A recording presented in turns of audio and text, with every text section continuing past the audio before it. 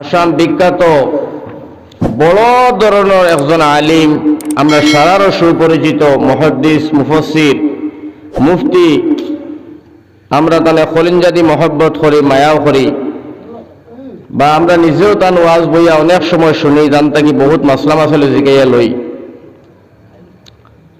আপনারা সামনে ইতিমধ্যে দীর্ঘ সময় আলোচনা করে গেছেন শেখ আলহাজ হজরত মৌলানা মাহমুদ আলী আল কাসিমি সাহাব দামাত বরকাতুহুম মাদ্দাদুল আলিয়া।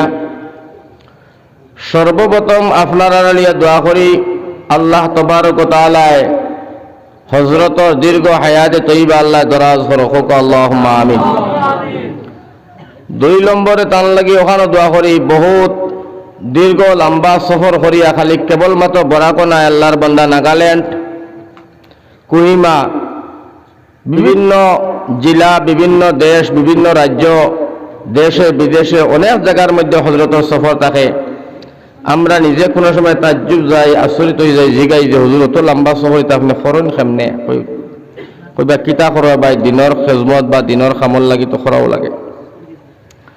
তো বহুত মেহনত কষ্ট আল্লাহর বন্দা করিয়া আমার ভাই হল, আমার বুজুর্গ হল, আপনারা সামনে হাজুরিয়া দীর্ঘ 1.5-2 ঘন্টার সময় আলোচনা রাখছেন কুরআন এবং হাদিস তনে।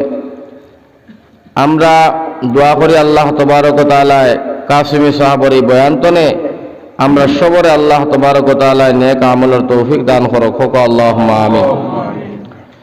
আর 3 নম্বরে আমার ভাই হল, আমার বুজুর্গ হল, আমরা দোয়া করি